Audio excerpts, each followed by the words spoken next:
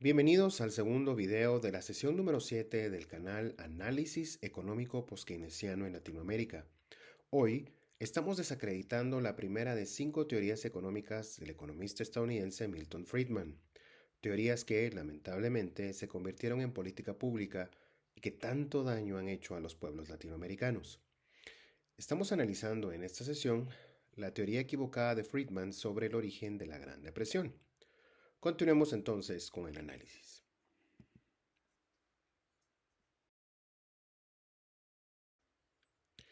Hablemos sobre las verdaderas causas de la Gran Depresión. En el artículo titulado The Debt Deflation Theory of Great Depressions, el economista estadounidense Irving Fisher presenta las causas de la Gran Depresión. Fisher bautizó al proceso económico causante de la debacle como deflación de la deuda.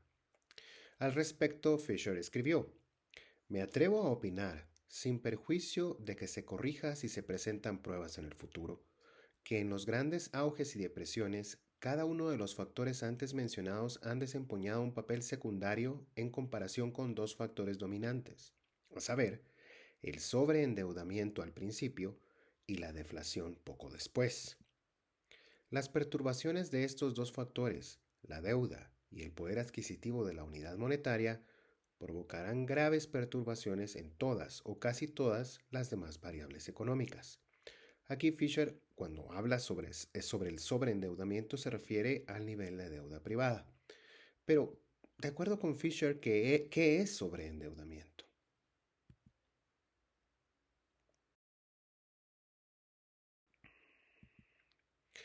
De acuerdo con Fisher, deben tomarse dos aspectos en cuenta al definir el sobreendeudamiento privado.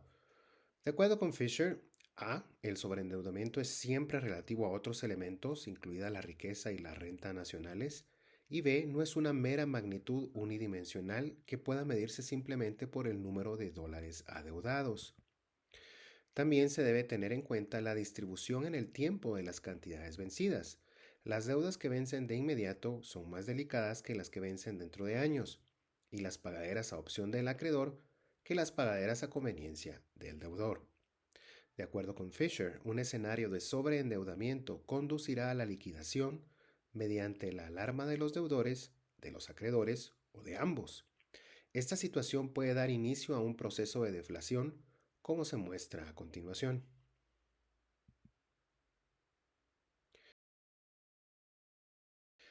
La figura que presento a continuación fue preparada en base a las ideas que presenta Irving Fisher en el artículo antes mencionado en la página 342. El primer paso es que la liquidación de la deuda lleva a la venta urgente de activos, lo que genera contracción de depósitos al pagarse las deudas. Es decir, recuérdense que en el momento que las deudas con los bancos comerciales se pagan, pues se destruyen depósitos, entonces se contrae la cantidad de dinero circulando. Y esta contracción de los depósitos se ralentiza o disminuye la velocidad de circulación del dinero. Esto genera una caída en el nivel de precios, y si esto no se ve obstaculizado por otros factores, este proceso lleva a la liquidación de la deuda y esta lleva a la venta urgente de activos y a una caída aún mayor del patrimonio neto de las empresas, precipitando quiebras. Por lo que se reduce la producción, el comercio y el empleo de mano de obra. Esto a su vez genera pesimismo y pérdida de confianza, lo que a su vez va generando una incertidumbre, acaparamiento y una disminución aún mayor de la velocidad de circulación del dinero. Esto último causa perturbaciones serias en las tasas de interés, caída en la tasa nominal y alza en la tasa real.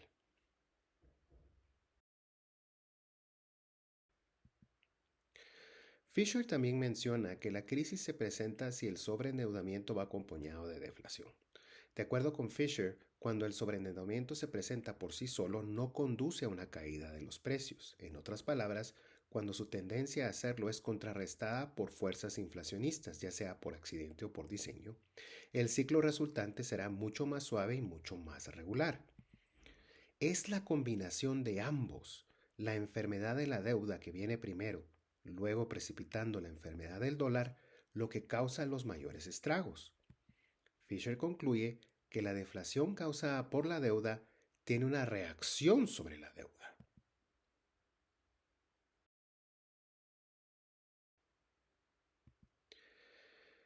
Fisher concluye en su análisis con el siguiente párrafo.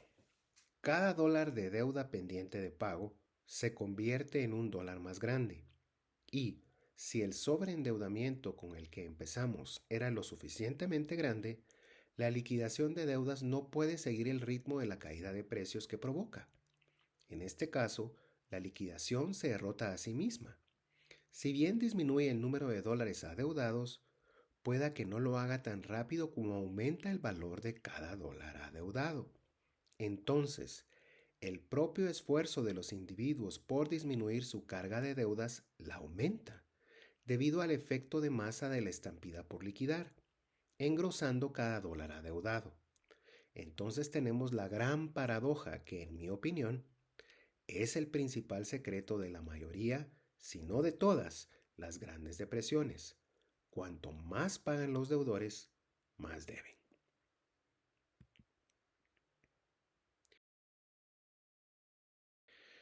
Pero bueno, ¿cuál era la magnitud de la deuda privada en Estados Unidos para 1929? Bueno, en el primer video de esta sesión se analizó cómo la deuda privada como porcentaje del PIB en Estados Unidos aumentó en el periodo de 1920 a 1930 del 50 al 100%, como lo miramos acá.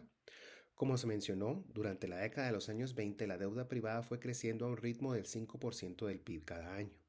El sector privado no tomó deuda solamente por la posición de superávit del sector público que adoptó el presidente Coolidge. También se endeudó considerablemente para invertir en el mercado bursátil a través de los préstamos de margen. El préstamo de margen permite al inversionista pedir prestado contra las inversiones que tiene en su cuenta de corretaje, hasta cierto valor de esas inversiones. Al otorgar un préstamo de margen, los corredores de bolsa utilizan las inversiones en portafolio de un cliente como garantía. Pero ¿cuál era la magnitud de la deuda privada en 1929? Sigamos viendo este punto. Debido a la ausencia de regulaciones en los mercados financieros, en la época previa a la Gran Depresión, los préstamos de margen permitían hasta un apalancamiento de 10 veces sobre las inversiones en un portafolio. Es decir, si se hacía un depósito de 10%, digamos 100 mil dólares, y las empresas de corretaje permitían al inversionista un apalancamiento de 10 veces el tamaño del depósito. Es decir, este inversionista, si así lo quería, podía comprar valores hasta por $1.000.000. Es por esta razón que cuando cae el mercado bursátil, cuando caen los precios de todos los activos de las acciones, estas personas que estaban altamente apalancadas lo perdieron todo. Durante la administración del presidente Franklin Roosevelt de 1933 a 1945 y la introducción de la legislación llamada Glass-Steagall, el apalancamiento se limitó a 2 veces el tamaño del margen. Para 1929, la deuda de margen superaba el 9% del PIB, como se muestra en la siguiente figura.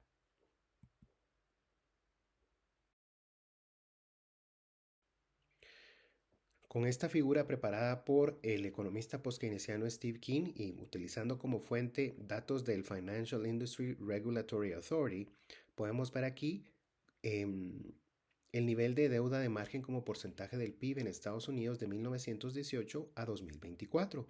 Y vemos cómo justo en la época previa al inicio de la Gran Depresión, antes de 1930, el margen de deuda había llegado al 9%, eh, al 9% del PIB.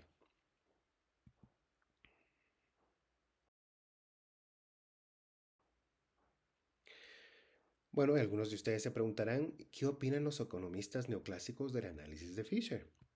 Vamos de nuevo con Ben Bernanke. Él escribió, la idea de Fisher tuvo menos influencia en los círculos académicos debido al argumento contrario de que la deflación de la deuda no representaba más que una redistribución de un grupo, deudores, a otro grupo, acreedores.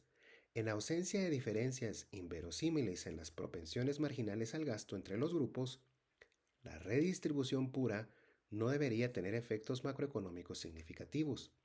Esta visión de Ben Bernanke, ¿de dónde viene? De considerar a los bancos como intermediarios financieros. Miren lo que está escribiendo.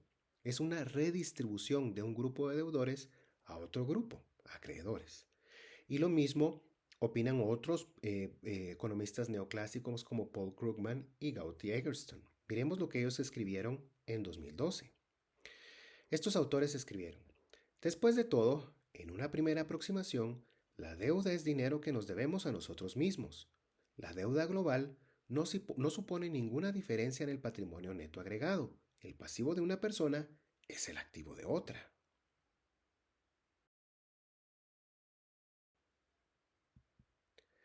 De ello se deduce que el nivel de deuda solamente es importante si la distribución de la misma también lo es. Es decir, si los agentes económicos muy endeudados se enfrentan a restricciones diferentes de los agentes económicos poco endeudados. Al considerar a los bancos comerciales intermediarios financieros, se asume erróneamente que la deuda privada que genera la banca comercial al otorgar préstamos no tiene efecto en la economía, puesto que estos préstamos se consideran una redistribución de fondos de agentes económicos que cuentan con ahorros hacia aquellos agentes económicos que necesitan financiamiento.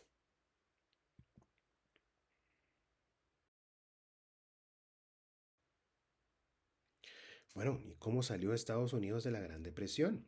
Después de ser electo presidente de Estados Unidos en noviembre de 1932 y tomar el poder en marzo de 1933, Franklin Roosevelt ejecutó un programa masivo de obras públicas y una reforma completa al sistema financiero, introduciendo legislación fundamental como la ya mencionada Glass-Steagall, la cual separó a la banca de inversión de la banca comercial. Es decir, una de las prioridades de Franklin Roosevelt al llegar a la presidencia fue el introducir una gran variedad de regulaciones al sistema financiero. Los economistas Bill Mitchell y Thomas Fazzi presentan el dato que durante la administración de Roosevelt, el gobierno de Estados Unidos financió la construcción de 24,000 millas de línea de alcantarillado, 480 aeropuertos, 78,000 puentes, 780 hospitales, 572,000 millas de carretera y poco más de 15,000 escuelas, cortes judiciales y otros edificios públicos. La visión de Roosevelt era que el Estado debía generar las plazas de trabajo, ya que el sector privado no se encontraba en la capacidad de hacerlo en ese momento.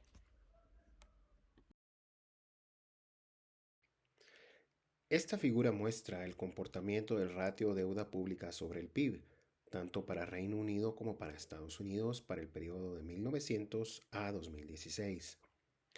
Para el caso de Estados Unidos se observa el nivel de deuda pública por debajo del 25% del PIB justo antes del inicio de la Gran Depresión y cómo fue aumentando durante la presidencia de Roosevelt, no solo por el financiamiento del masivo programa de obras públicas que Roosevelt implementó, sino también para el financiamiento de la participación del país en la Segunda Guerra Mundial.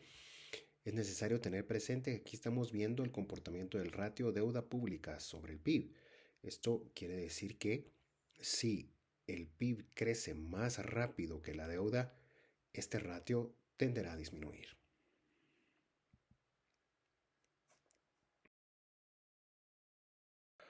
Vemos cómo la visión de Friedman es la visión de la economía neoclásica. La explicación de Milton Friedman sobre las causas de la Gran Depresión padece de los mismos errores que ya se han señalado en sesiones anteriores en este canal. Al considerar a los bancos intermediarios financieros, se concluye que el crédito, es decir, el cambio en el nivel de deuda privada, no tiene efecto alguno sobre el desarrollo de la economía. Toda la atención del análisis económico neoclásico se centra en el nivel de deuda pública. Sin embargo, como muy bien lo presentó Irving Fisher en 1933, un nivel muy alto de deuda privada puede causar desaceleraciones económicas importantes y, si ese alto nivel de deuda privada va acompañado de un proceso deflacionario, se generan crisis económicas de grandes proporciones. Sin embargo, las autoridades monetarias, los políticos, catedráticos universitarios y periodistas en nuestros países latinoamericanos insisten en que uno de los pilares de una administración pública sana es lograr presupuestos del Estado balanceados o, mejor aún, con superávit.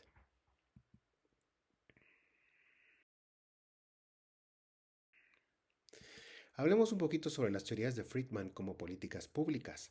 Las teorías económicas de Friedman siempre se enfocaron en una reducción de la participación del Estado en la economía y en el fundamentalismo del libre mercado, es decir, se debe dejar actuar a los mercados pues estos son capaces de autocorregirse.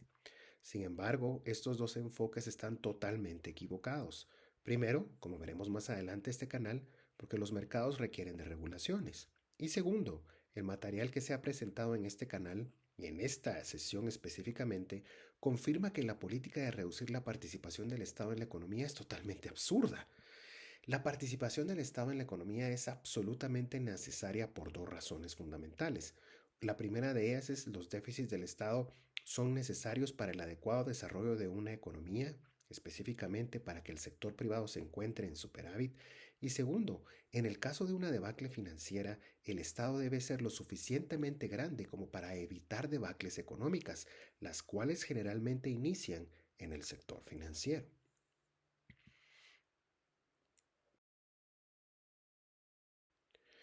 Y ya para finalizar, leamos esta cita del economista Hyman Minsky, quien desarrolló la hipótesis de la inestabilidad financiera, la cual se analizará en este canal en una futura sesión. En un artículo de Minsky publicado en 1995, apenas un año antes de su fallecimiento, se encuentra esta cita. Dado que el gobierno necesita ser grande para contener los empujes hacia depresiones profundas, el gobierno y sus instituciones pueden hacer mucho daño, especialmente si sus acciones se basan en opiniones sobre las maravillas de los mercados y en una fe verdadera en que los mercados siempre saben lo que es mejor. Minsky realmente era un economista poskeynesiano sobresaliente. En unas cuantas palabras logra sintetizar todo lo equivocado con las teorías económicas de Milton Friedman.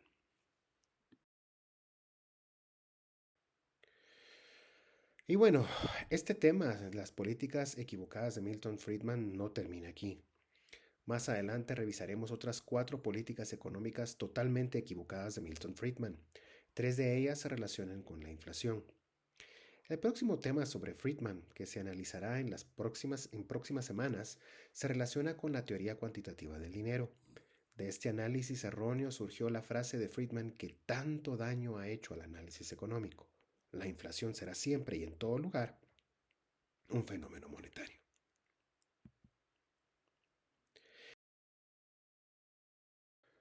Y en la próxima sesión se analizará el tema de la administración de una poderosa herramienta de política económica, la deuda pública.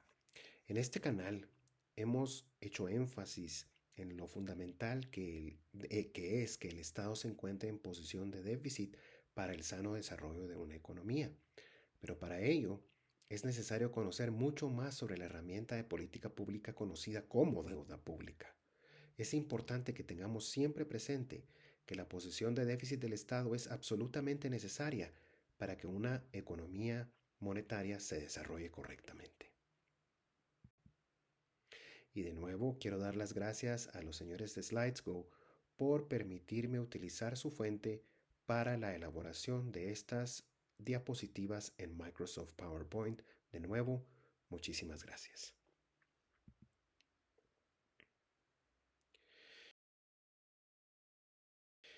Y muchas gracias a ustedes por su atención. De nuevo, les recuerdo, si este material les gusta, les parece importante, les parece interesante, les pido que por favor puedan, bueno, primero darle like a este video, luego suscribirse al canal y compartir esta información con amigos, con familiares, con conocidos que como ustedes deseen conocer cómo funciona la economía utilizando el análisis económico post-keynesiano como lente. Ya no seamos solo testigos del desarrollo de la democracia en nuestros países, seamos protagonistas. Hasta el próximo video.